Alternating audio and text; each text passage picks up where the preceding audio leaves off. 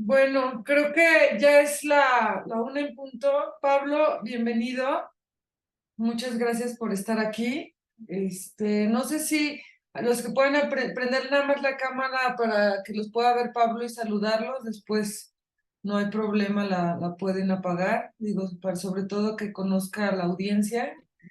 Y bueno, No, primero que nada, bueno, voy a hacer no, sí te va a gustar, yo creo, no sé, bueno, no su sé. micro, chicos, por favor. Y Ay, va a ser introductoria, no va a ser muy... a ver, ahí está. Ya silencié a alguien que estaba hablando. Bueno, les voy a leer la semblanza de Pablo Domínguez. Pablo es investigador independiente y fue recientemente coordinador del Centro de Estudios Avanzados y del área de estudios de migración y movilidad en 17 Instituto de Estudios Críticos. Fue profesor e investigador visitante en Dartmouth College en el 2019, al 2021, realizó su doctorado en el Departamento de Español y Portugués de la Universidad de Princeton.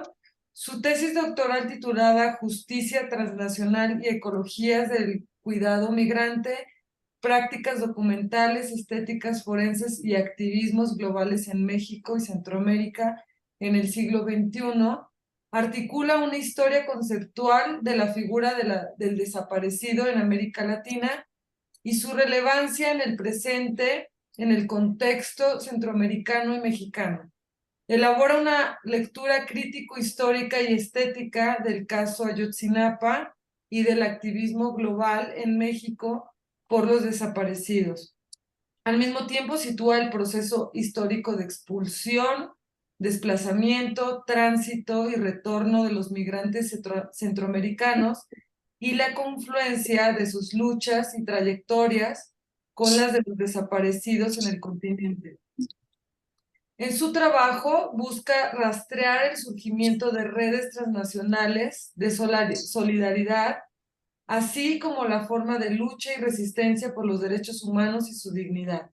Ha organizado diferentes conferencias en torno a las producciones estéticas y visuales del presente, como Tecnología de la Imaginación, realizada por el Laboratorio de Arte Alameda en Ciudad de México, así como conferencias Crossing México, Migration and Human Rights in the Age of Criminal Politics en Princeton 2015, Visualizing Migration Interactions y Photography, Art and Human Science en Princeton 2018, y también es colaborador y fundador de la iniciativa Ecologies of Migrant Care.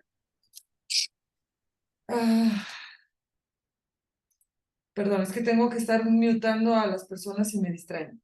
Y también es colaborador y fundador de la iniciativa Ecologies Migrant Care. Pues darte la bienvenida, muchísimas gracias por aceptar esta invitación que para nosotros es importante porque va a iniciar con un proyecto de investigación de alrededor casi de 80 alumnos de las diferentes disciplinas de diseño, como es gráfico, multimedia, moda y diseño industrial. Entonces, bueno, te doy la bienvenida para no quitarte tiempo de lo que nos vas a contar por acá. Lilian, muchísimas gracias. Gracias por la invitación, por el interés en mi trabajo, más que en mi trabajo, por el interés en estos temas, ¿no? Me parece increíble que podamos discutir temas sensibles como tiene que ver, como son la justicia transnacional, la búsqueda de migrantes desaparecidos, las luchas por la justicia migrante, em, digamos, las prácticas forenses, todo un universo que cruza derechos humanos, políticas, arte, sociedad, y que lo podamos tener este debate en un grupo amplio y diverso y también interdisciplinario de aproximaciones al diseño. Entonces, yo estoy muy curioso digamos, de escuchar cómo podemos pensar desde el diseño lo que yo vengo a traer aquí como información, ¿no? La verdad es que tengo muchísimas ganas de que terminando mi presentación, que puede ser un poco larga, a lo mejor durará 50 minutos, una hora, pero bueno, la podemos ir cortando también. Lo que más me interesa a mí en esta sesión es realmente que podamos conversar. entre ustedes, personas, estudiantes de diseño, gente que trabaja.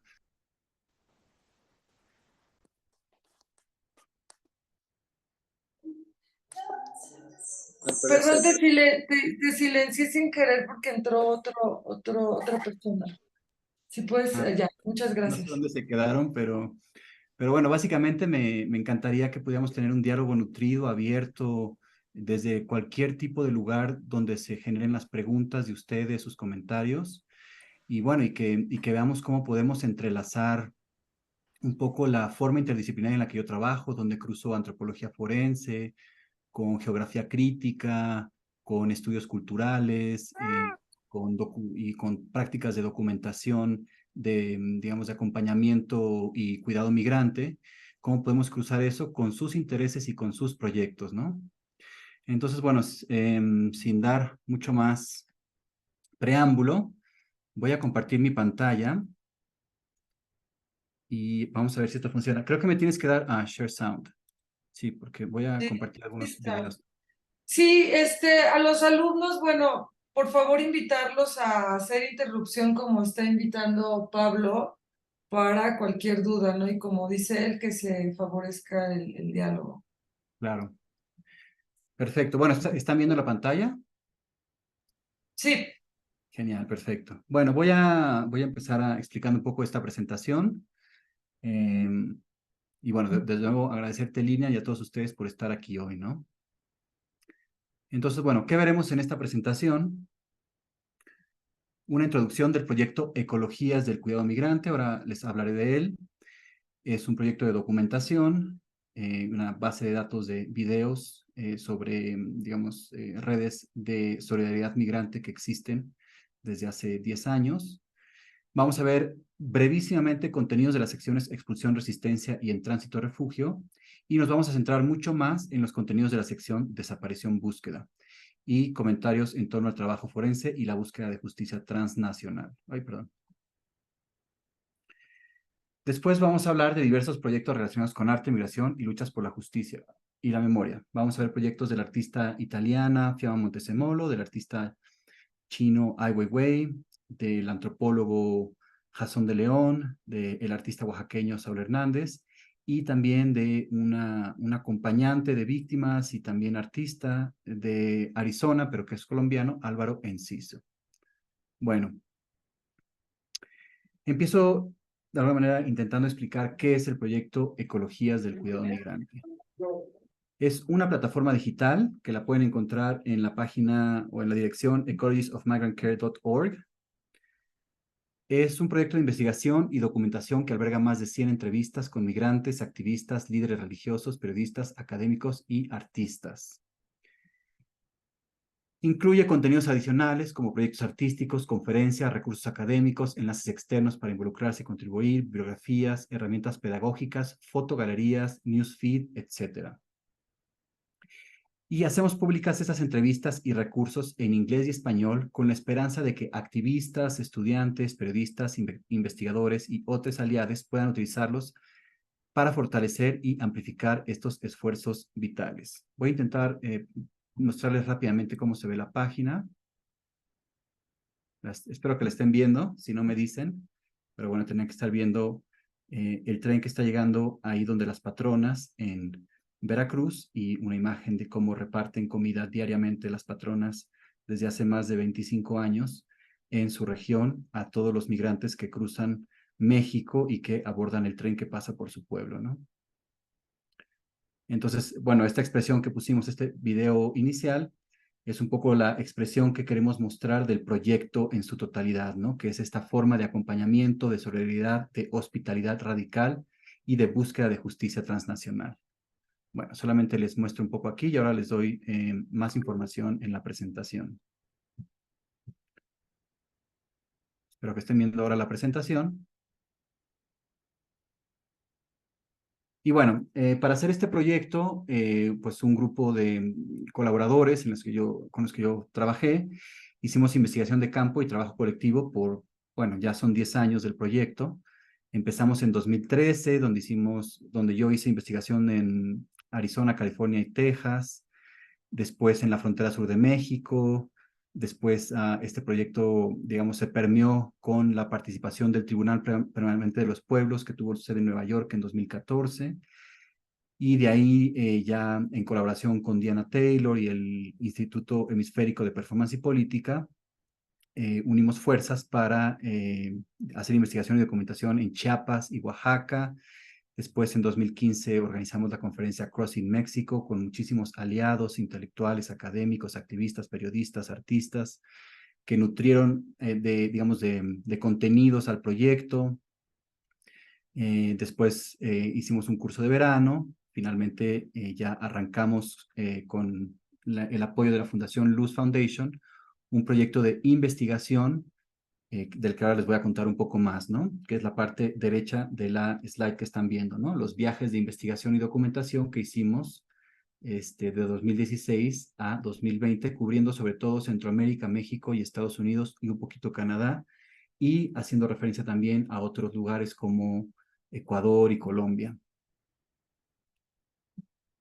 Entonces, bueno, aquí pueden ver algunas de las conferencias donde invitamos pues, a activistas, a personas, a personalidades y digamos que estaban estudiando o trabajando o acompañando la causa migrante de los años 2015 a 2019 y que nos ayudaron muchísimo pues a entender la dimensión del drama y del problema y de las circunstancias y el fenómeno migratorio a nivel mundial, pero sobre todo a nivel regional en nuestra región Centroamérica, México, Estados Unidos. Bueno, el proyecto, digamos, después de producir videos, entrevistas y toda una serie enorme de documentación, organizamos los más de 100 videos que tenemos en una página web que es la que les mostré antes, y esa página web se divide en 5 secciones, digamos, principales, que son expulsión, resistencia, en tránsito, refugio, desaparición, búsqueda, deportación, retorno, y, bueno, rendición de cuentas, y la última sección que hemos agregado, que es sobre COVID-19, que documenta proyectos de ayuda migrante en la zona del este de Estados Unidos durante la crisis de pandemia de COVID, ¿no? Entonces, como pueden ver un poco la lógica del proyecto es, digamos, todas las instancias del ciclo de expulsión, desplazamiento y retorno que hay en el fenómeno migratorio, ¿no? El proyecto tiene también un mapa interactivo donde uno puede buscar las entrevistas que hemos hecho dando clic a las geolocalizaciones que tenemos en el mapa, ¿no? Entonces, uno puede ver que hemos cubrido pues esta extensión de territorio en las entrevistas. Y bueno, en la sección ¿Quiénes somos? Mencionamos a los principales colaboradores de este proyecto, aunque es imposible dar una mención a los innumerables personas que nos ayudaron de una forma u otra. Este equipo principal está formado por 3 investigadores principales, con Diana Taylor como directora del proyecto, 4 cineastas y fotógrafos, 2 gestores de proyecto, 2 diseñadores web, 2 editores de video y 3 transcriptores y traductores. Entonces, ¿qué hay en esta página? Bueno, lo que hay son modos de ver entrevistas, ¿no? Y tenemos, así es como se pueden ver, por ejemplo, si quisieras ver todas las entrevistas, las puedes ver así, por orden alfabético. Las puedes acceder también a ellas dando clic en cada uno de los temas o de las secciones. O también pueden buscarse filtrados por tags, ¿no? Entonces, si quieres ver un tema específico, por ejemplo, la masacre de San Fernando, o el movimiento migrante mesoamericano, o el movimiento santuario, o la bestia, o cualquier, digamos, tema en específico, cuando das clic ahí, una serie de videos se reorganizan que tienen que ver con los temas que estás buscando, ¿no? Aparte, también tenemos una sección de enlaces curados o seleccionados que sirve más como una guía pedagógica para poder apoyar a distintas clases, cursos o lugares donde se quieran explicar ciertas cosas de las que estas entrevistas dan cuenta. Hicimos una curaduría de distintos temas. Por ejemplo, aquí pueden ver si uno quisiera hablar del reclutamiento forzado de jóvenes a las pandillas y maras, podría dar clic ahí y encontrar una serie de videos y guías pedagógicas y de información, ¿no? Si quisieran hablar de la discriminación de la comunidad LGBTI y de las comunidades afro-latinoamericanas, también podrían dar clic ahí, etcétera.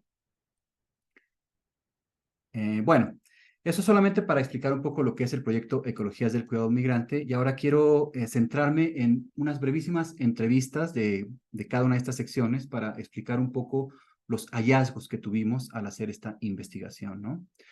Entonces, la primera sección que tenemos es la sección de expulsión resistencia, que incluye voces de los pueblos Lenca y Lempira en Honduras, mayas en Guatemala, tzotziles, celtales y tojolabales en México, afro-latinoamericanos de la costa garífuna, así como de las mujeres inmigrantes activistas, grupos que defienden su agua y su territorio. En estas entrevistas nos cuentan su historia de lucha y resistencia desde sus comunidades, haciendo visible la violencia de un sistema socioeconómico extractivista, contaminante y criminal. Retoman en detalle una serie de problemas históricos y urgentes que deben ser analizados como causas de la migración y el desplazamiento forzado en el continente americano. Bueno, de aquí me voy a centrar rapidísimamente en poquísimas entrevistas. Ay, perdón. Empezamos con Voces Mesoamericanas, que es una organización en San Cristóbal de las Casas, Chiapas, que fue instrumental para que pudiéramos, digamos, acceder y tener contactos y entendimiento de la región de Chiapas, Guatemala, o de la frontera sur, por llamarlo de otra manera, y que, bueno, nos abrió las puertas también a acompañar una misión de observación de derechos humanos, de las que ahora les voy a contar, ¿no? Una de las cosas que dice Voces Mesoamericanas siempre es que el discurso, digamos, que el experto en migración es el migrante y que ellos deben ser reconocidos como sujetos políticos. Los expertos en migración no somos los que hablamos de migración, son más que nada los sujetos migrantes que confrontan la realidad de la migración, del tránsito, digamos, todas las vejaciones que ocurren en su trayecto, en su búsqueda por acceder al derecho de asilo, que es un derecho garantizado por la Carta de Derechos Humanos, pero que es constantemente interrumpido, agredido, denostado e impedido, ¿no? Entonces, bueno, Voces Mesoamericanas es una organización con sede en San Cristóbal de las Casas, Chiapas, que en 2016 nos invitó a formar parte de la misión internacional de observación de derechos humanos que la Mesa Transfronteriza Género y Migración organizó ese año. La Mesa Transfronteriza Migraciones y Género reúne a más de 30 organizaciones de Guatemala y la frontera sur de México, que trabajan a nivel local y transnacional para crear una red de comunidades que unan fuerzas para proteger los derechos de sus pueblos y la explotación de sus tierras. Se consideran una comunidad mesoamericana, con identidad maya, indígena, ladina y migrante, que comparte problemas comunes y se enfrenta a amenazas similares. Y bueno, publicaron los resultados de esta misión de observación en el informe que tienen ahí, Análisis y Visión. Y en este documento se destaca y analiza en detalle cuestiones cruciales y diagnósticos de los retos socioeconómicos y políticos de esta región mesoamericana en la actualidad y en un futuro próximo. Para nosotros fue un hallazgo entender que la región Chiapas-Guatemala es una región transfronteriza, que muchas comunidades en esta región se consideran mesoamericanas, consideran que los vínculos mayas entre Guatemala y México y Allende son vínculos más fuertes que la separación entre estados-naciones, entre México, Guatemala, Belice, Salvador, Honduras, etcétera, ¿no? Hay un enorme poeta de esta región que se llama Balam Rodrigo. Les recomiendo mucho leer su obra. Y tengo una que pueden ver en mi pantalla, que es el libro Centroamericanos de los Muertos, que fue Premio Nacional de Poesía en 2017. Y Balam Rodrigo ha teorizado mucho sobre la identidad centroamericana. Digamos, lo que nos dice es que si existe una identidad mexicoamericana para las identidades, los sujetos, las comunidades fronterizas México-Estados Unidos, hay una igual de importante, igual de expresiva, igual de unida, igual de vinculada, que es la identidad centroamericana, ¿no? Entonces, es muy interesante ver cómo las organizaciones, las problemáticas y las comunidades se unen transfronterizamente para luchar por justicia transnacional, ¿no? Bueno, la misión de observación de derechos humanos estuvo integrada por más de 30 expertos de todo el mundo que fueron invitados a visitar sitios y puntos clave en la ruta migratoria de la ciudad de Guatemala a Chiapas y Tabasco y a presenciar una larga lista de agravios y actos violentos a las comunidades a lo largo de los territorios. Expertos de organizaciones como Amnistía Internacional, Asylum Access, el Consejo Noruego para Refugiados, la Iglesia Luterana Americana, Médicos del Mundo, el Servicio Jesuita para Migrantes, la Oficina de Washington en América Latina, el Grupo de Trabajo para América Latina, el Comité Central Menonita, entre otros, trabajaron juntos participando en las audiencias, documentando, aportando su experiencia y dando entrevistas. Un número importante de nuestras entrevistas del proyecto Ecologías del Cuidado Migrante fueron realizadas durante el tiempo de la misión de observación de derechos humanos. Y bueno, durante la misión de observación, Voces Mesoamericanas llevó consigo un mapa de la región, con la información geográfica y la ubicación de los controles militares, policiales y fronterizos, así como los puntos de interés para proyectos mineros, desarrollo de monocultivos de palma de aceite, plantas hidroeléctricas y un sinfín de otros intereses extractivos y económicos. El mapa ofrecía una representación visual de los intereses reales en la aplicación de las políticas fronterizas y la securitización, con 3 cinturones principales del interior de Chiapas y México. El programa Frontera Sur, financiado con ayuda estadounidense a través del Plan Mérida, sirve no solo para criminalizar a los migrantes indocumentados que cruzan México, sino para apoyar las inversiones multinacionales y el desarrollo mediante el uso de la fuerza militar y policial para silenciar a los activistas, ecologistas, líderes indígenas y otros que se oponen a la expropiación y explotación de la tierra. Entonces, bueno, como pueden ver, lo que iba haciendo la misión de observación, entre muchas otras cosas que hacían, era desplegar este mapa y permitir a las comunidades, a los grupos que íbamos visitando en Petén, en el sur de Chiapas, en Tabasco, en la costa del Pacífico de Guatemala, que ellos fueran explicándonos con este mapa qué pasaba en su región, qué intereses había, y, digamos, contra qué situaciones luchaban, ¿no?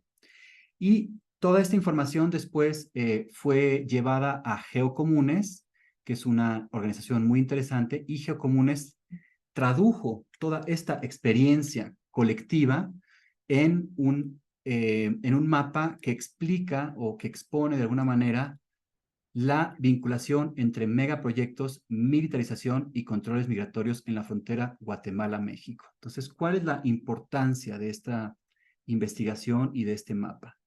Bueno, una de las cosas que revela es que las políticas migratorias y de control fronterizo y de fronterización de la frontera sur no están interesadas tanto en detener el tránsito migratorio, sino lo que están interesadas es en proteger proyectos extractivos que tienen que ver con minas de explotación, concesiones mineras, concesiones de hidrocarburos, y cultivo de palma africana, entre otras. Es decir, la frontera se ha venido militarizando para facilitar que proyectos que contaminan, que son paralegales o ilegales, que son obstruidos, obstaculizados o que enfrentan la resistencia de pueblos indígenas y de activistas, ecologistas y defensores de la tierra, con la excusa del control migratorio, ponen, digamos, distintos centros militares, distintos centros de detención, distintos, digamos, estaciones migratorias y policiales, que lo que hacen es ayudar y facilitar a que sea más explotable este territorio. Esto pasó, digamos, en el periodo de Calderón, en el periodo de Peña Nieto, sin duda alguna, con el Plan Frontera Sur, que tuvo asignado un presupuesto millonario, pero que nunca se supo qué se hacía con ese presupuesto millonario. Y por supuesto, esto continúa con el Tren Maya, con el desarrollo del Tren Maya y con la toma del Instituto Nacional de Migración por la Guardia Nacional y, digamos, todo el dinero que se le ha dado al Instituto Nacional de Migración para militarizarse y para fortalecerse con la Guardia Nacional. Lo que tenemos que entender, pues, es que el discurso securitario de la migración obedece a otros intereses y es importante, pues, visualizar estos intereses para entender realmente de qué hablamos cuando hablamos de control migratorio y por qué el discurso antimigrante es tan ferozmente eh, expandido, expresado por voces políticas y voces también de intereses económicos mexicanos y transnacionales, por supuesto. Bueno, otra entrevista muy importante de la sección Expulsión Búsqueda es la entrevista que le pudimos hacer a Marleny Reyes Castillo. Marleny Reyes Castillo es la actual líder del COPIN, el Consejo Cívico de Organizaciones Populares e Indígenas de Honduras. Ella es la heredera del liderazgo de Berta Cáceres. Berta Cáceres es una líder ecologista lenca del pueblo lenca de Honduras, que es mundialmente conocida y que fue asesinada en marzo de 2016. Berta Cáceres era y sigue siendo un símbolo de la resistencia indígena y de las mujeres. Por eso, en la entrevista, Marleny Reyes Castillo dice: quiero animarlos a todos a construir la solidaridad internacional, a sumarse a la lucha, porque la propuesta de Berta era un proyecto de vida contra un proyecto de muerte. Entonces, bueno, podríamos pasar bastante tiempo explicando lo que ha sucedido políticamente en Honduras del 2009 para acá. Pero bueno, una de las cosas que tendríamos que mencionar es que mediante un golpe de Estado sancionado por Hillary Clinton y la administración de Obama, pues un político dictador que se llamó Micheletti, al que le llamaban Pinocheletti, ¿no? Conectando Pinochet con este dictador. El primer día de su gobierno, el primer día de su mandato, anunció que daba 60 concesiones para crear plantas hidroeléctricas y para explotar todo el territorio hondureño. Las comunidades lencas que dependen de esos recursos y que defienden esos recursos en contra del extractivismo contaminante y devastador se opusieron, y en 2016 fue asesinada Berta Cáceres, que Berta Cáceres es fue y sigue siendo, pero en su momento lo fue más presentemente, una de las activistas ecologistas más renombradas en todo el mundo. Y aquí podemos ver un poco las imágenes de digamos, del COPIN, de las oficinas o del lugar donde está este Consejo Cívico de Organizaciones Indígenas de Honduras, que luego veremos que es un tema recurrente, cómo decoran los murales de estos espacios con imágenes dignificadoras, conectadas con la tierra, con los signos de identidad de sus pueblos, ¿no? Vamos a ver cómo se conecta esto con los caracoles zapatistas y con los albergues y refugios en México. Y bueno, aquí aquí les pongo dos libros que me han ayudado a pensar la cuestión de Honduras y de Berta Cáceres, algo que me interesa mucho, ¿no? El de Dana Frank, que explica, digamos, todo un poco los vaivenes políticos nacionales e internacionales de Honduras, que explican por qué hay la migración que hay en Honduras y por qué debemos de poner atención en los modos de resistencia y fortalecerlos, ¿no? Y también la explicación de quién mató a Berta Cáceres, ¿no? Quiénes son los intereses detrás de los asesinatos de activistas y ecologistas de un peso tan considerable como fue el de Berta Cáceres, ¿no? Bueno, eso es solamente para dar un poquito unas pinceladas de lo que hay en la sección de expulsión resistencia. Y ahora quiero mostrarles un poquito de lo que hay en la sección de En Tránsito Refugio del proyecto Ecologías del Pueblo Migrante. Entonces, en la sección En Tránsito y Refugio se pueden encontrar entrevistas a actores religiosos y de la sociedad civil, cuya misión es hacer valer la protección internacional a refugiados, el respeto a los derechos humanos universales, garantizar un tránsito digno y denunciar el innumerable número de abusos que se cometen contra quienes son desplazados interna e internacionalmente por causas de violencia, precarización y pobreza. Lo que esta sección recoge es el testimonio de las condiciones del tránsito en el corredor migratorio desde Centroamérica hasta Estados Unidos y Canadá. la lucha y el trabajo que llevan a cabo los albergues, comedores, parroquias y centros para desplazados y migrantes, y las formas de dar refugio y santuario a partir de redes de apoyo y solidaridad transnacionales, y de puntos conectados en la ruta que auxilia este tránsito y lo hace viable para muchísimas personas que sufren peligros incontables. Sus voces nos hablan de los oprobios de una realidad que se ha transformado en un purgatorio e infierno, donde los círculos que deben recorrer o en los que caen están llenos de violencias de grupos criminales y, dolorosamente, de las mismas autoridades que deberían de protegerlos.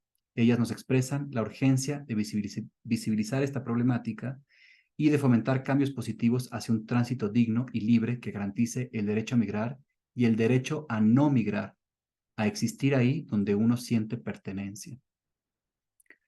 Bueno, vamos a ver brevísimamente una entrevista, me parece, un par.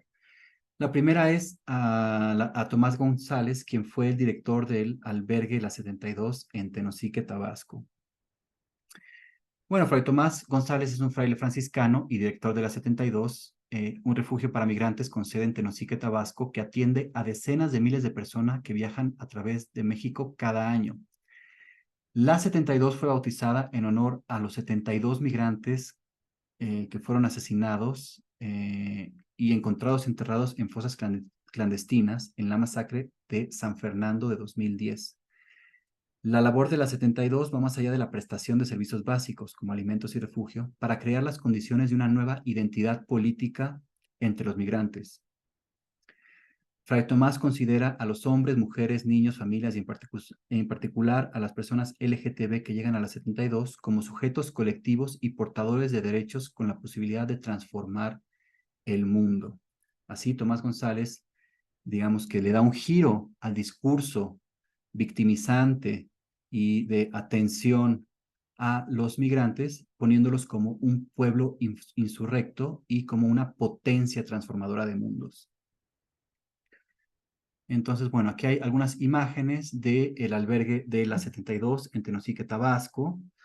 Todo el albergue está decorado con murales que se han pintado que dignifican el tránsito y la presencia de distintos migrantes que han pasado, digamos, por ahí, desde niños hasta hombres, mujeres, personas LGBTI, digamos, todo tipo de personas que han migrado, que han pasado por ahí y que son dignificadas, ¿no? Por ejemplo, vemos en el que está en el centro, que es un mural sobre la comida migrante, ¿no? Donde Jesucristo es representado como uno de los migrantes, uno en concreto que realmente estuvo en la 72, que fue muy querido, y que está junto, digamos, alrededor en esa última cena con otros migrantes que también han pasado por digamos, por la 72, ¿no?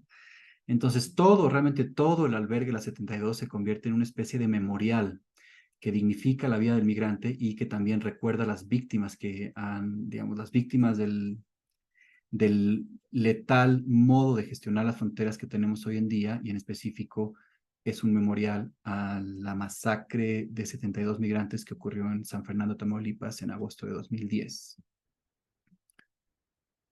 La capilla de Tenosique, Tabasco, pues tiene dentro las 72 cruces que recuerdan a esos 72 migrantes asesinados por el cártel de los Zetas en 2010. Y en cada una de las cruces que ustedes ven, cuando son identificadas algunas de las personas por equipos forenses, se pinta la cruz con el color de la bandera de la nacionalidad y se pone el nombre. Como pueden ver, hasta hoy no han sido identificadas todas las personas de esta masacre, quedan muchas cruces blancas y son de muy distintas nacionalidades, de Ecuador, de Brasil, hay gente también extracontinental que, bueno, fueron secuestrados y asesinados de esta brutal manera. Luego podemos hablar, si quieren, de las causas, del porqué de esta masacre y muchas otras, ¿no? Otros albergues interesantes que yo encontré y que encontramos con el proyecto de Ecologías del Cuidado Migrantes, este es uno de ellos, es el albergue Jesús del Buen Pastor, que también está decorado con murales, que dignifican también el tránsito de personas que han perdido, digamos, han sido mutilados en su gran mayoría por abordar el tren de la bestia y por caer debajo del tren, ¿no? Los trenes van a una velocidad de 60, 70, 80 kilómetros por hora, por 12, 15, 16, 18 horas continuas. Gente, pues, en condiciones muy desesperadas, tiene que pasar todas esas horas ahí con lluvia, con frío, con hambre, y en muchos casos, pues, terminan cayendo, o cuando intentan agarrarlo no lo agarran bien, y la fuerza de succión que hace el tren hace que entres dentro de donde están las ruedas del tren y en muchos casos pierden los miembros. Entonces, en el albergue Jesús del Buen Pastor es uno de los únicos albergues en la ruta migratoria que recibe a personas mutiladas y que les ayuda con prótesis y, digamos, con atención médica, psicosocial y de otro tipo para, bueno, que puedan, digamos, tener una ayuda en México, ¿no? Y en este albergue, pues he encontrado testimonios y casos que que han sido de los más conmovedores que yo he podido escuchar en los varios años en los que he tenido la oportunidad de acercarme a este tema y poder documentarlo mínimamente. Y pues son casos de jóvenes estudiantes que huyen de la violencia, que huyen de la violencia política en algunos casos, de las maras, de las pandillas, y que están buscando asilo en México o en Estados Unidos y que pierden, pues tristemente pierden algunos de sus miembros, pero persisten en la lucha por ser aceptados en universidades, en escuelas, en la vida social, económica, productiva y poder, digamos, tener una existencia digna donde sea, ¿no? Entonces, pues muchos de ellos sonríen en las fotos, otros no, pero desde luego que hay pues un halo digamos, de tristeza profunda, ¿no? Por este drama inconmensurable que tenemos en México desde hace 20 años ya, ¿no? Si no es que más. Bueno, entramos ahora en materia, digamos, en la sección quizás más sensible, pero de la que más les quiero hablar hoy en esta presentación, que es la de desaparición búsqueda, ¿no?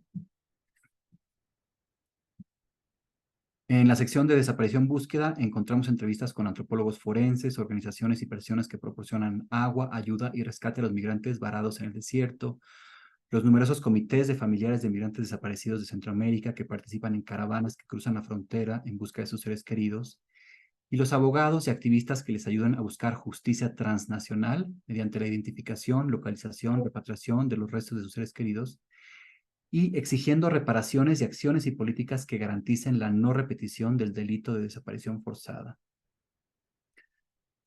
Entonces, bueno, en esta sección les presento unas poquitas entrevistas. Primero, la que le hicimos a Ana Lorena Delgadillo, que es la fundadora y directora de la Fundación para la Justicia y el Estado Democrático de Derecho en México.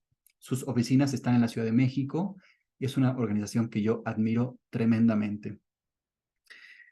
Tiene, pues, una sede en México, pero presencia en Honduras, Guatemala y El Salvador, y lo que hacen es empoderar a las víctimas y abogar por políticas que favorezcan la transparencia y la rendición de cuentas. Acompañan, pues, a los comités de migrantes desaparecidos de Centroamérica que buscan justicia en México. Muchos de los decenas de miles, vamos a decirlo así, tristemente, ese es el número que tenemos, decenas de miles de personas centroamericanas desaparecen en México. La fundación ha sido clave para ayudar a las familias centroamericanas a localizar a sus seres queridos desaparecidos y para responsabilizar al gobierno mexicano de estas desapariciones.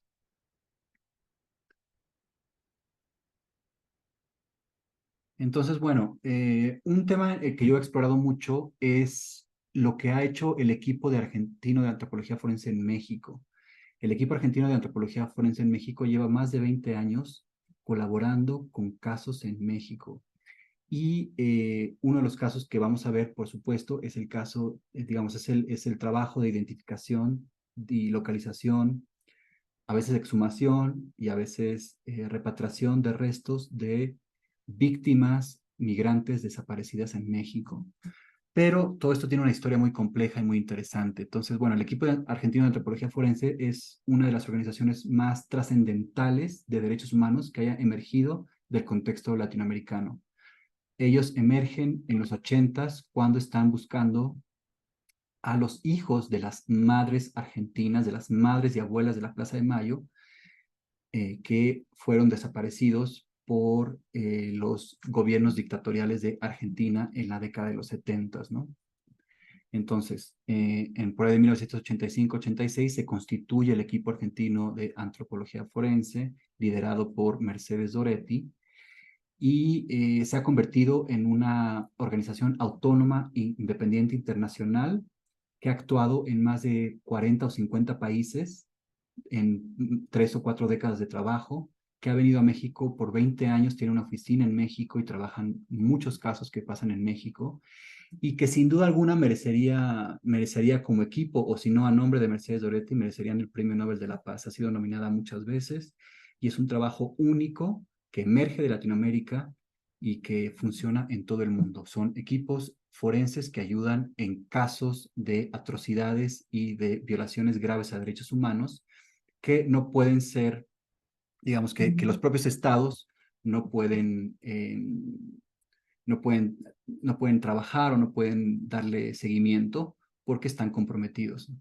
Entonces el equipo argentino, ahora vamos a ver, ha colaborado en México en al menos 4 importantes casos, ¿no? Primero, del 2001 al 2004, trabajaron con desaparecidos de movimientos guerrilleros y organizaciones de izquierda en los años 60-70 en Oaxaca y Guerrero, ¿verdad?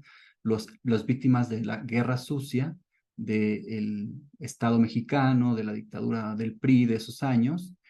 Bueno, eso fue, el equipo argentino primero fue llamado a colaborar con estos casos, ¿no? Pero, ¿qué pasó?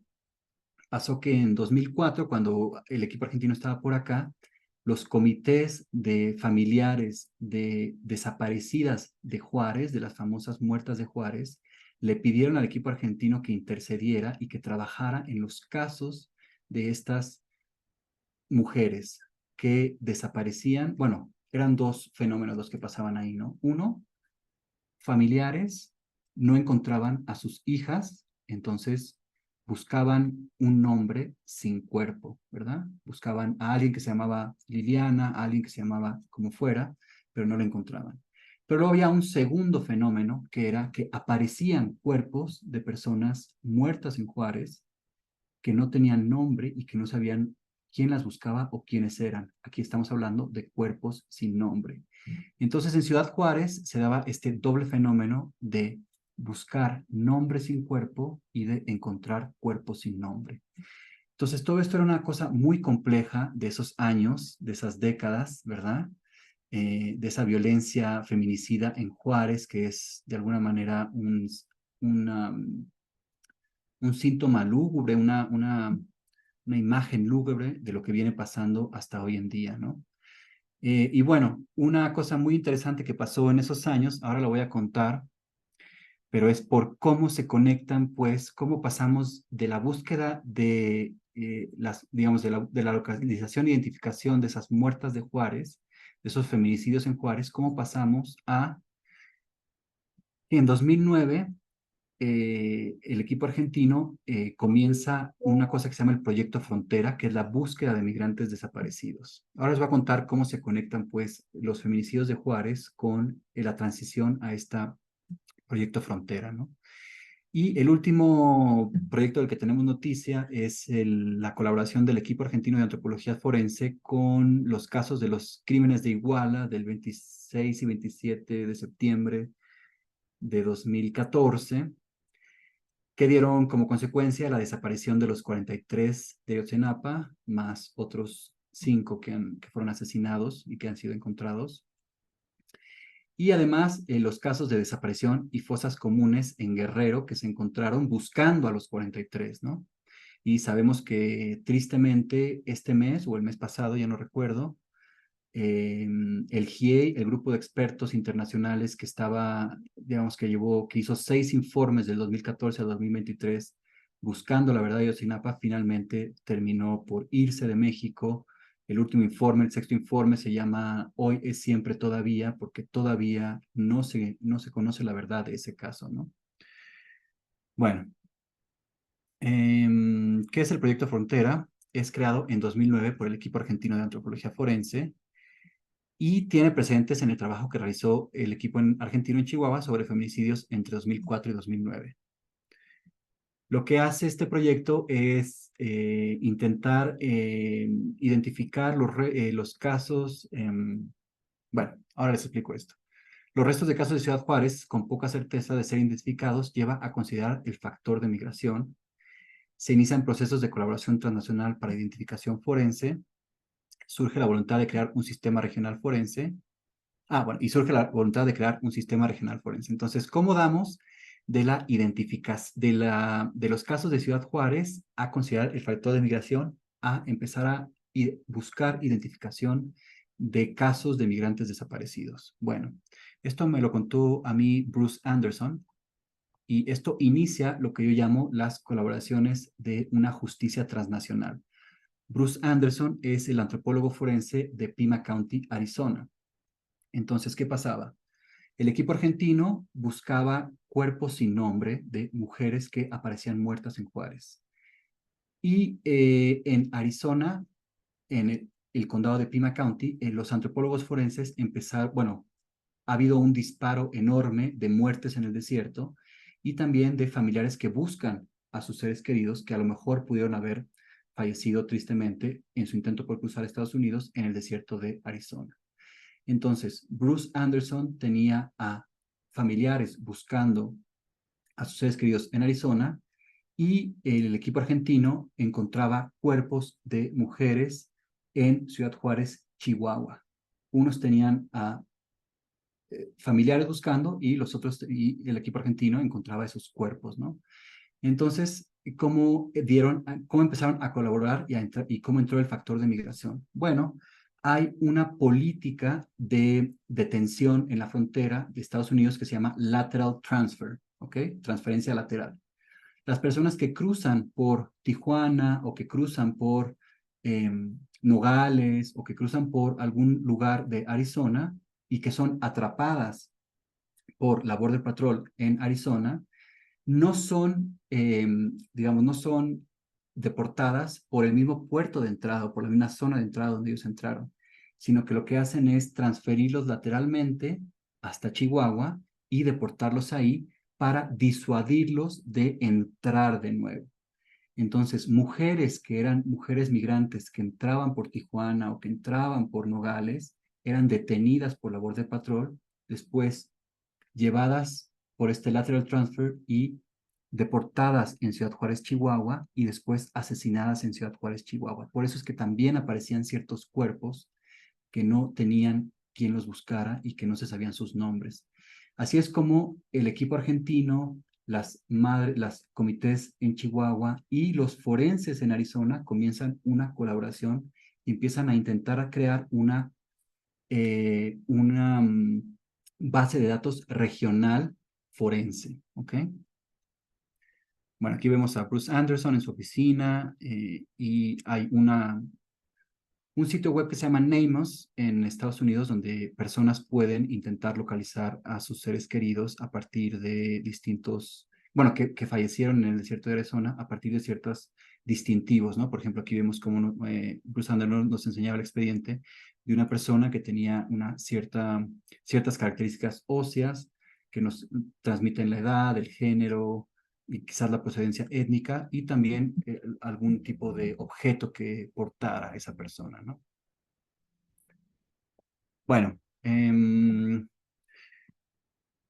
una cosa que también anima el proyecto Frontera es un informe del 2009, que es el informe especial sobre casos de secuestros en contra de migrantes, que es una investigación de 6 meses y donde se concluye que hay más de 10,000 personas migrantes desaparecidas. En una investigación de 10 meses, la Comisión Nacional de Derechos Humanos, perdón, de 6 meses, la Comisión Nacional de Derechos Humanos concluye que hay 9,758 víctimas que pueden considerarse que están en secuestro o desaparición forzada. Entonces, imagínense el hoyo negro que tenemos en México. Si en una investigación de 6 meses se documentan 10,000 casos de desaparición forzada de personas migrantes, imagínense a lo largo de 10 años, ¿de cuánto estamos hablando? ¿Cuál es el vacío legal, el hoyo negro de crimen, de injusticia y de abuso del que estamos hablando, que es absolutamente invisible? Bueno, una cosa muy trascendental que pasó en México en el 2013, con la llegada de Peña Nieto, ni más ni menos, fue que por la presión de los familiares de personas migrantes desaparecidas de Honduras, Salvador, Guatemala,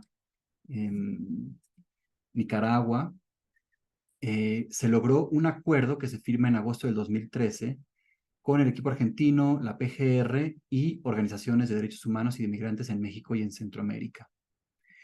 Y el gobierno mexicano se compromete a revisar 200 restos no identificados de 3 masacres, la de San Fernando, Tamaulipas, la de los 72, después el encuentro de 193 cuerpos en 47 fosas el año siguiente en San Fernando, Tamaulipas, y finalmente 49 torsos que fueron de víctimas que fueron asesinadas, desmembradas y sus torsos arrojados en mayo de 2012 en la carretera de Cadereyta, Nuevo León, para dar un mensaje de poder y de dominio de un cártel, ¿no? Y este acuerdo es un acuerdo inédito en el mundo. Este es un acuerdo que no existe entre Italia y Argelia, o Túnez, o España y Marruecos. Es un acuerdo internacional donde el gobierno mexicano se compromete a la búsqueda, localización, exhumación, identificación y en última instancia,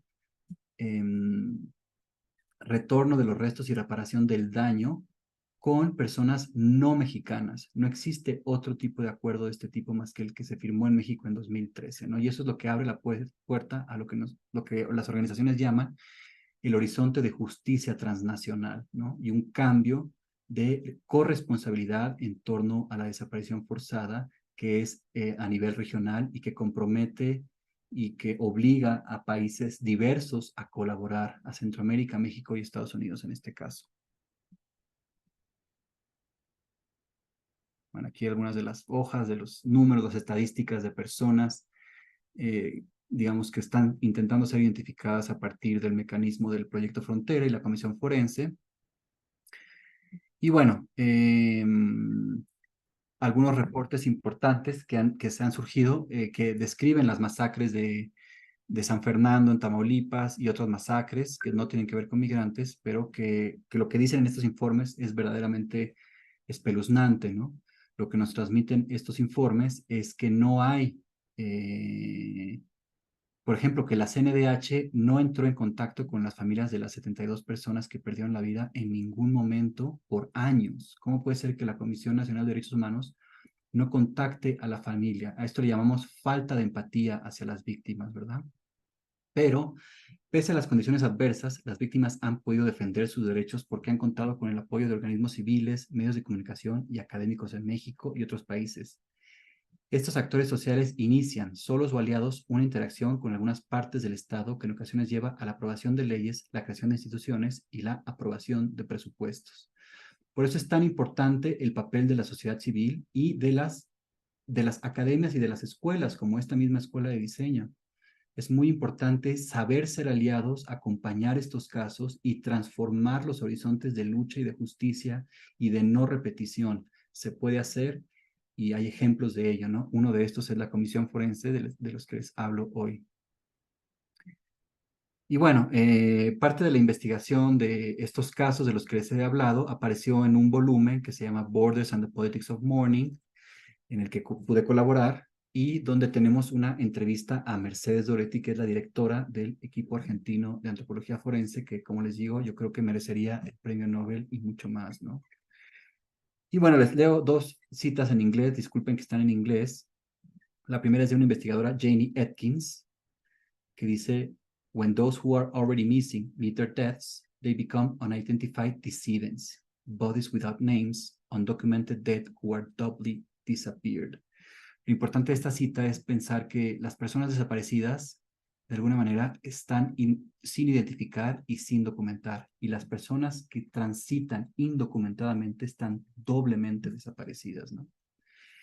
Y una cita, pues, yo creo que expresa también la ternura, de alguna manera, ¿no?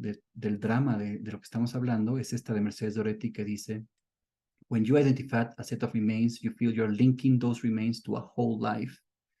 It immediately covers their whole body with life with a social life, it puts it back into society.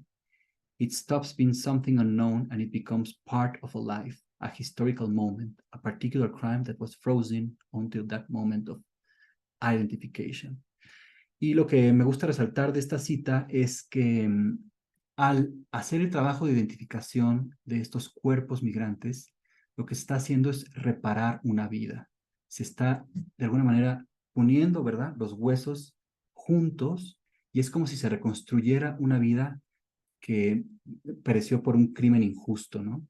Y además de eso, al hacer este trabajo, se regresan, se retornan estos restos a la sociedad. Y ese es un acto que tiene una potencia política enorme. Bueno, yo tuve la oportunidad de viajar a varias regiones y busqué en innumerables cementerios, digamos, los rastros de cómo eran enterrados los cuerpos de los migrantes, cómo eran, digamos, cómo, cómo, cómo entraban estos cuerpos a un registro, qué tipo de esfuerzos se hacían para mantener estos registros vivos, para intentar localizar a las familias que tal vez pudieran estar buscando a estas personas de Guatemala, de cualquier parte del mundo. Y lo que encontré fue un desamparo absoluto, fosas comunes, papeles verdaderamente frágiles, que con el viento se los llevaban y se perdía entonces la información de qué cuerpo estaba en qué lugar, de qué parte de los cementerios. Muchos de los cuerpos están enterrados en los pasillos de los cementerios y la única persona que sabe quién está enterrado en dónde de estos migrantes que mueren en México y que son enterrados en nuestros cementerios son los panteoneros que los enterraron y que solamente en su memoria y en su cabeza hay datos de quiénes pudieran ser, ¿no? Entonces, una de las cosas que nos compartió Mercedes es la forma de buscarlos como equipo forense era buscar en los cementerios y en las fronteras y en los panteones a lo largo del tren. Tapachula fue el inicio de ese proyecto. Hicimos algunas investigaciones con socios locales, especialmente con la organización Voces Mesoamericanas, sobre el cementerio de Tapachula. Descubrimos que la mayoría de los restos no estaban enterrados en tumbas individuales, sino unos encima de otros. Ni siquiera estaban enterrados dentro de la cuadrícula del cementerio, sino debajo de los caminos y entre otras tumbas. Eran casi invisibles y no había registros de su ubicación. El conocimiento de su ubicación dependía de la memoria de los guardianes del cementerio. Bueno, lo más triste de todo esto es que no importa el sexenio, no importa las intenciones, no importa nada, no importa si está Trump o se va Trump, no importa si está uno u otro gobernante en una u otra región, las masacres continúan, ¿no? Y en enero del 2021 tuvimos la masacre de San Fernando en 2010, Cadereyta 2012, supuestamente eran eventos de nunca más, ¿no? Que de alguna manera, iban a movilizar a la sociedad para que nunca más se repitieran y sin embargo siguen repitiéndose, ¿no? 19 migrantes guatemaltecos fueron hallados asesinados y calcinados en Camargo, un municipio fronterizo del norte de Tamaulipas, el 22 de enero de 2021. Esta es la quinta masacre masiva de migrantes ocurrida en México desde el 2010. Y además en esta masacre participan policías estatales, miembros del Cártel del Golfo y del Cártel del Norte y agentes del Instituto Nacional de Migración. Hoy en día, en estas semanas, se está transfiriendo, el Instituto Nacional de Migración va a pertenecer a la Guardia Nacional, ¿no? Pero nada de esto va a evitar que sigan estas redes de complicidad entre agentes del gobierno, cárteles y otros grupos para explotar, secuestrar, extorsionar, desaparecer y en última y peor instancia asesinar a todas estas personas que están huyendo de la violencia y de la pobreza y que están ejerciendo su digno y justo y reconocido derecho a la búsqueda de asilo y refugio. Si es que todavía creemos en los derechos humanos, si es que todavía creemos en los pilares fundamentales del derecho internacional de 1948, de la posguerra, entonces tenemos que aceptar que como sociedades hemos dinamitado y hemos violentado el derecho a la búsqueda de asilo y refugio de muchísimas personas en el mundo. Y bueno, México tiene que llevar a cabo no solamente un proceso de justicia transicional, que es el que se nos ofreció a lo mejor en el 2018 con la elección que tuvimos, ¿no? La justicia transicional es la justicia que tiene que ver con el tiempo. Es la justicia de un tiempo anterior de violencia a un tiempo nuevo de democracia, ¿no? Dentro de las fronteras del Estado-Nación. A eso llamamos justicia transicional. Es la transición de una época a otra época y por eso está en la línea del tiempo. Pero en México no solamente necesitamos un proceso de justicia transicional, sino también uno de justicia transnacional. Esto quiere decir a través de los espacios. Permitir a familiares de víctimas centroamericanas buscar, localizar, exhumar y repatriar a sus seres queridos y recibir justicia y reparación. Y ya no solamente centroamericanas, venezolanas, transcontinentales, afganíes, pakistaníes, de tantas regiones, haitianas, ¿verdad? Entonces, estamos entender, a lo mejor conversar sobre un horizonte de justicia transnacional, que no solamente es dentro de los límites del Estado-Nación a través del tiempo, sino es que involucra a países y regiones amplias en un espacio. Bueno, tuvimos también las dos tragedias paralelas ocurridas el 24 de junio del 2022, la de San Antonio, Texas, y la de Melilla, España. En el mismo día mueren un número enorme de personas, unos hacinados y dejados abandonados en un tráiler en San Antonio, Texas, y otros aplastados por, digamos, asusados por policía y guardia nacional española en las costas de Melilla, ¿no? Entonces, esto vincula también las tragedias en México con las de otros países, ¿no? Y bueno, una última cosa que quiero mencionar de este tema es cómo en el 2021 las organizaciones de las que les he hablado, el equipo argentino y la Fundación para la Justicia, denunciaron que los gobiernos, tanto de Peña Nieto como de Andrés Manuel López Obrador, en vez de buscar justicia por estos casos, lo que hicieron fue perseguir a Mercedes Doretti y a Ana Lorena Delgadillo y crearles un expediente de tráfico de personas. Entonces, lo que hicieron en vez de buscar justicia es criminalizar a quienes buscaban justicia, ¿no? Esa es una cosa gravísima y que sigue pasando. Los gobiernos, en lugar de ayudar a esclarecer los hechos, lo que hacen es perseguir, atosigar y crearles expedientes a las personas que lo hacen.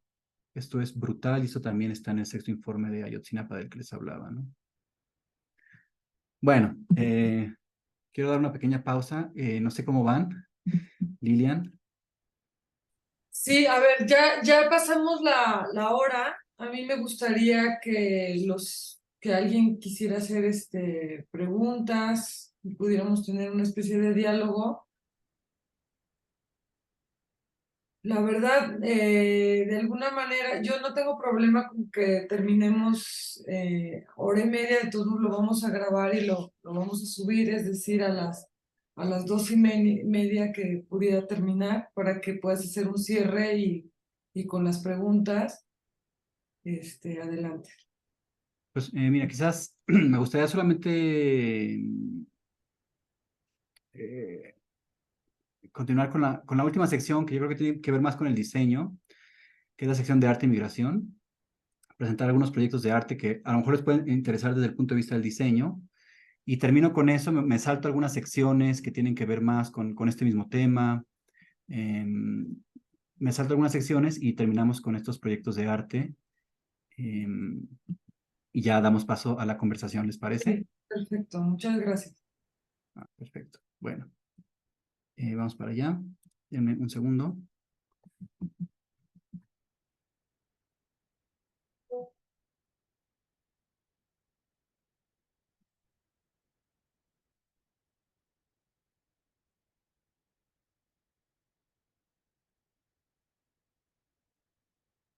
Ya voy.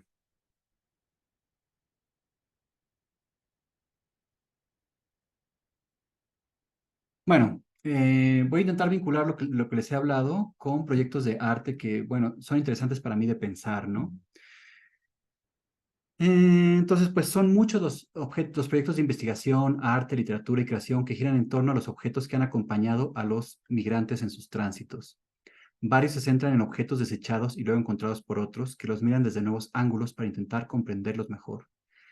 Están, por ejemplo, las piezas de Ai Weiwei, incluidas aquellas en las que se lavaron, plancharon y catalogaron cientos de prendas de ropa abandonadas por los migrantes en sus campos de refugio.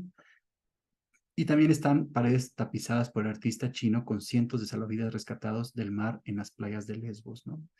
Esas fueron como obras muy importantes, como muy sonadas, vamos a decirlo así, que pues estremecían un poco la conciencia europea por ahí del 2016, ¿no? La que vemos en la Konzerthaus de Berlín, pues son todos los salvavidas que han usado para personas que han sido rescatadas, personas que venían de, digamos, de un éxodo masivo por las guerras en Siria, por muchas otras razones, que cruzaban el Mediterráneo, y lo que hizo Ai Weiwei fue tapizar el Konzerthaus de Berlín con esos salvavidas en sus columnas, ¿no? Antes de ello, lo que hacía era tomar objetos descartados de los refugiados y ordenarlos con ciertas intenciones artísticas, estéticas, ¿no? Pero con ese poder, con la transmisión de ese poder y de esa vibra que tienen estos objetos que han sido usados por personas que han pasado por los actos de mayor riesgo y violencia que conocemos en el mundo contemporáneo, ¿no?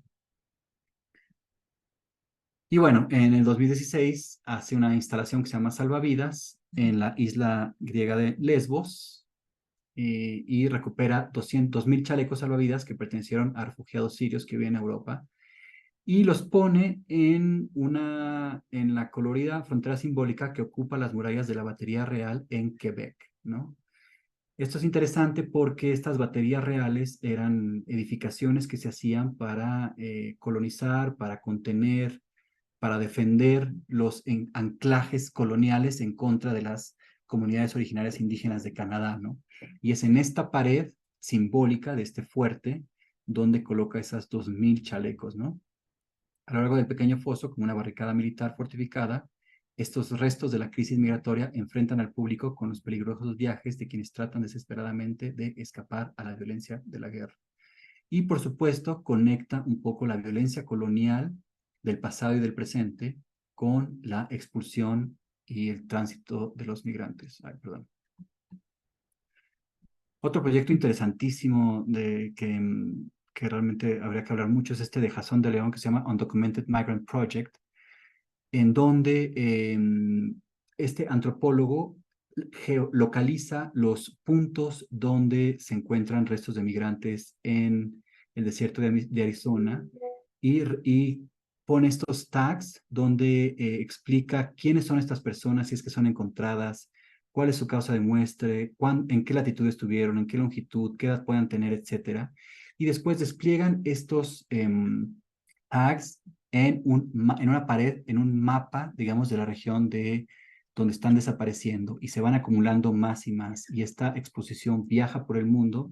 También tenemos las mochilas de estos migrantes que son puestas en estos espacios, simplemente para dimensionar digamos, el horror, la dimensión de esta tragedia que ocurre dentro del territorio norteamericano, ¿no? No hay ninguna guerra que haya librado Estados Unidos que haya tenido digamos, la cantidad de muertos que tiene la frontera México-Estados Unidos en territorio de Estados Unidos, ¿no? Y un proyecto más que también me gusta mucho es este de Saúl Hernández Vargas, que acaba de presentar en el Houston Climate Justice Museum en 2023. Y yo cuando pienso en los restos de violencia que habitan la frontera norte de México, siempre me acuerdo de la obra del artista oaxaqueño Saúl Hernández, ¿no? Y en su obra sobre la frontera, objetos diminutos encontrados en el desierto, y se reorganizan, elevan y ennoblecen para exorcizar los dolores de los que fueron testigos. Y una muy querida amiga mía, Marina Azagua, escribió sobre estos objetos diciendo: objetos alguna vez preciados penden de la infraestructura de la frontera, pues la jaula de varilla que los aloja tiene las mismas dimensiones que los dos primeros mapas que existieron en la frontera México-Estados Unidos. Observarlos con detenimiento no es cuestión de fetichismo, pues las historias que atestiguaron habitan enraizadas en ellos. Las personas a quienes pertenecieron estos objetos ya no están presentes para hablar por ellos o explicar sus funciones. Pero los objetos hablan de aquellas personas. Una cobija se vuelve polvo bajo el sol. Los huesos pierden su carne y se vuelven luces brillantes. El plástico se transmuta en espejo, pardo y quebradizo. Lo sólido se vuelve materia airosa. La fragilidad porosa es la gramática que rige. Si estos escombros son dignos de ser escuchados, ¿cómo podemos hacerles preguntas? Atendamos a su materialidad contundente, la voracidad con la que la violencia del Estado destruye la forma, la textura, la materia. Escuchemos sus murmullos tan bajitos, tan sutiles, bajo otra luz. Bueno, me quedo aquí. Lo que quería conectar, pues, es la materialidad forense de estos cuerpos y proyectos de dignificación que trabajan con materiales, como este de Saúl Hernández Vargas, como los de Ai Weiwei, como los de Jasón de León, y también rápidamente como los de Álvaro Enciso, que está en Arizona y que lo que hace es poner cruces con colores, con emblemas en los lugares donde perecen y fallecen y se encuentran los restos de estos migrantes desaparecidos. Lo que quería pues es conectar modos de dignificar la vida a partir de prácticas artísticas que se conectan directamente con los trabajos forenses y con los horizontes de justicia transnacional. Una obra que me gusta mucho y la última que les muestro es este picnic que se hizo en la frontera de México-Estados Unidos, por ahí por Tijuana, donde personas de México y Estados Unidos pasaban la sal y pasaban los alimentos en una mesa donde está impreso los ojos de un menor no acompañado que estaba en una de las jaulas que se hicieron en esos años, 2017, para separar a las familias y para atormentar a los niños. Entonces, bueno, esta es una pieza de LR, me parece que también es brutalmente expresiva y que busca la compasión y humanizar las fronteras. Pues muchas gracias por su atención. Muchas gracias, Pablo. Interesantísimo, creo que es un montón de información. Por ahí tenía ya una pregunta. A ver, dice, ¿existe algún antecedente exitoso desde la sociedad civil que permita enfrentar y gestionar estas problemáticas? Híjole, y ahora es una pregunta que nos tenemos que hacer todos, ¿no? ¿Qué consideramos éxito en estos casos, no? Yo no sé si, bueno, evidentemente lo que hay es un esfuerzo tremendo de organizaciones de madres en México. Ya no solamente hablemos de los casos de personas migrantes desaparecidas, hablemos de los casos nacionales por estado, ¿no? De todas las cosas, todas las innovaciones que se han hecho. Imagínense que madres que trabajan de extracción humilde, que tienen situaciones familiares, cuyo hijo es desaparecido, de repente, en la búsqueda que han hecho y los años que han invertido y el esfuerzo y el compromiso y, digamos, en la situación dramática que las ha llevado a todo esto, las convierte de repente en expertas legales, en expertas forenses y las convierte también en madre buscadora. Aprenden cómo localizar una fosa, cómo recuperar los restos, cómo hacer tantas cosas, como hace, por ejemplo, Solecito en Veracruz, en fin. Estas madres centroamericanas que yo he podido entrevistar y con las que he podido entrar en contacto, se vuelven expertas en derechos humanos y son las portadoras de una voz transformadora. Eso me parece a mí un caso exitoso, cómo la sociedad civil toma armas en el asunto y, digamos, llena los vacíos del Estado. La parte que no es exitosa es que el Estado no dote a la sociedad civil o el Estado no tenga, digamos, la capacidad, las herramientas o la voluntad para colaborar exitosamente o para verdaderamente apoyar y acompañar a estas familias, ¿no? Y es increíble que ya no se trata del signo político, sino yo creo que es mucho más profunda la complicidad entre órganos de inmigración, militares, policías y gobiernos y cárteles, ¿no? Y ese reunión de intereses comunes no los puede deshacer todavía ningún signo político de izquierda o derecha. Le corresponde a la sociedad civil realmente deshacer ese nudo e intervenir poderosamente. Entonces, por eso es que yo lo que hago es sobre todo un llamado a la justicia transnacional, a vincular las luchas de las madres con las de los migrantes desaparecidos y de los migrantes desaparecidos de Centroamérica con migrantes desaparecidos de otros horizontes, de otras fronteras, ¿no? Y que esto se convierta en un movimiento global. Gracias, Pablo. No sé si tiene alguien por ahí otra pregunta. Yo lo que veo, Pablo, es que en esta página que nos mostraste de Ecologies for Migrant Care, hay algunos resultados, ¿no? De diseño, tanto como esta infografía que nos mostraste.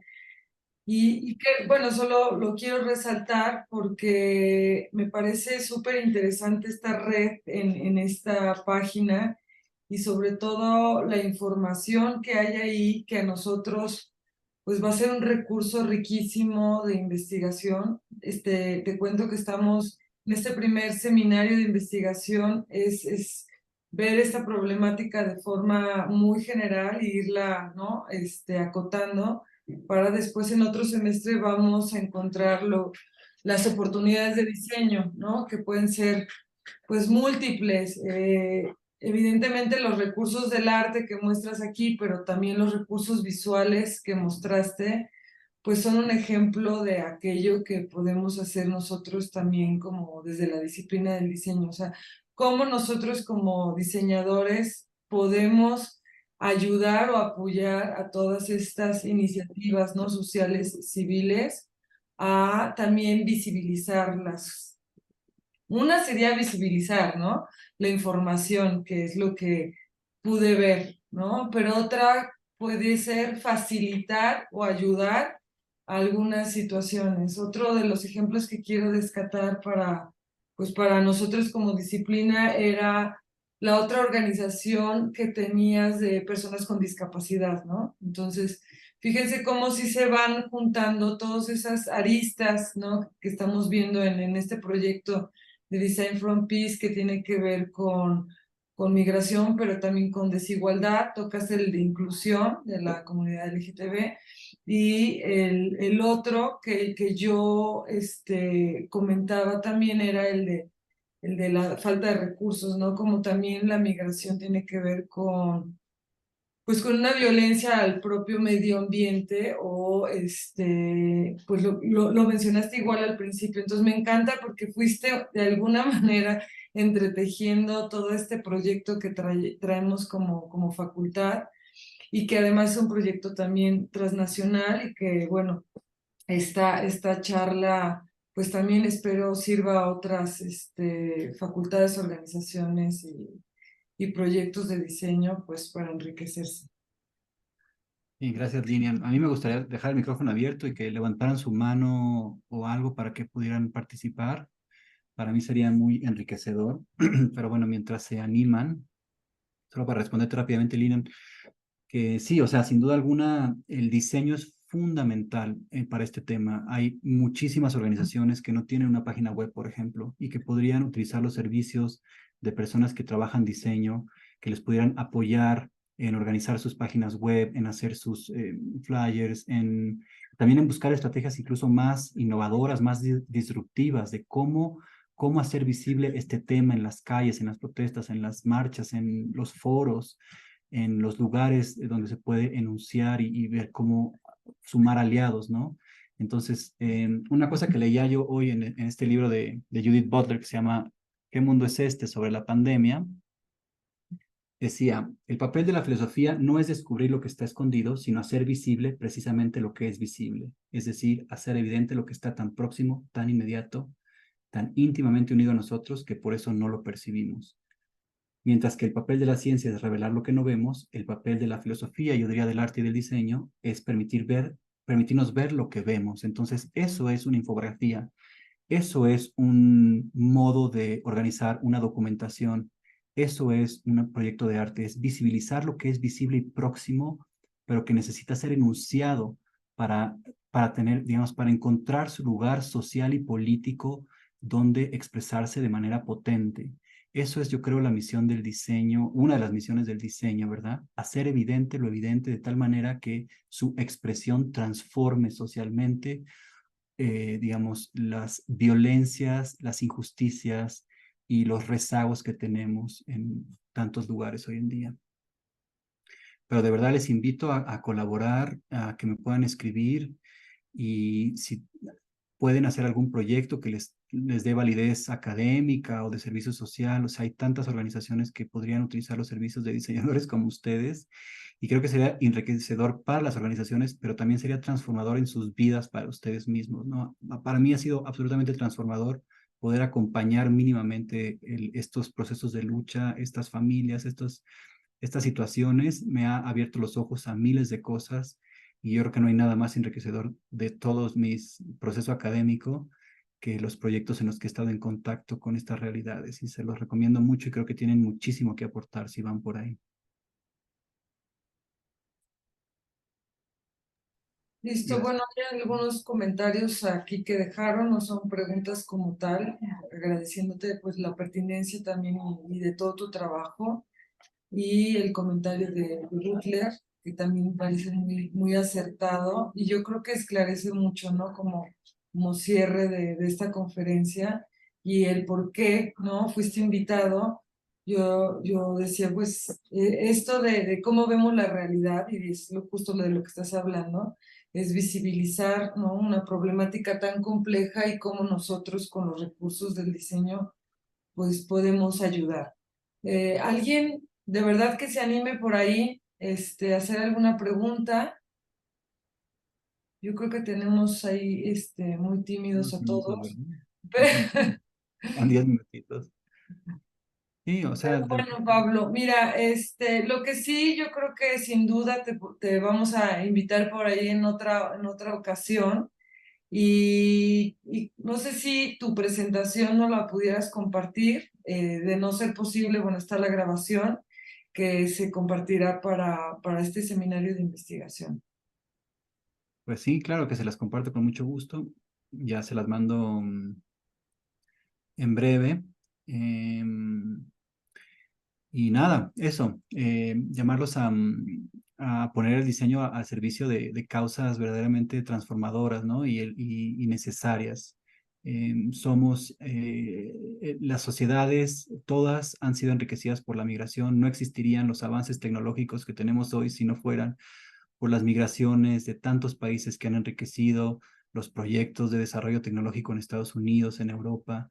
Es decir, la migración es esencial para el desarrollo humano. Entonces, por eso es que queremos humanizar siempre la migración, entender que antes que la sedentarización estuvo el movimiento, y después de la sedentarización siempre estará el movimiento, ¿no? Somos sociedades en movimiento, somos sociedades que solamente nos enriquecemos a partir de las diferencias, y por eso es que hacemos tanto énfasis en poner el tema de la migración como un tema central para el desarrollo de las sociedades y para el futuro de la humanidad, ¿no? Muchos de las personas migrantes son víctimas del cambio climático, ya no solo de las violencias de la narcoacumulación y de las maras, de las pandillas, de la corrupción, son víctimas del cambio climático y son las portadoras, digamos, de una vivencia de estos cambios climáticos, y que pueden también cambiar esta relación a partir de hacer demandas políticas concretas y potentes. Entonces, por eso es que de verdad atender al tema de la migración es algo que es transversal a todas las problemáticas. Y de nuevo, creo que con el diseño hay miles de posibilidades de expandir y de apoyar estas causas y de ser una luz positiva en esta zona de oscuridad. Pues muchas gracias, tienen mi correo, cualquier cosa que necesiten, Gracias, Pablo, de verdad. adelante. Sí, gracias. Bueno, compartimos todo eso y bueno, estamos en contacto, y te hago llegar también tu diploma por haber participado en la primer charla de esta gran problemática. Muchas gracias, Línea. Gracias, hasta luego a todos. Bye bye.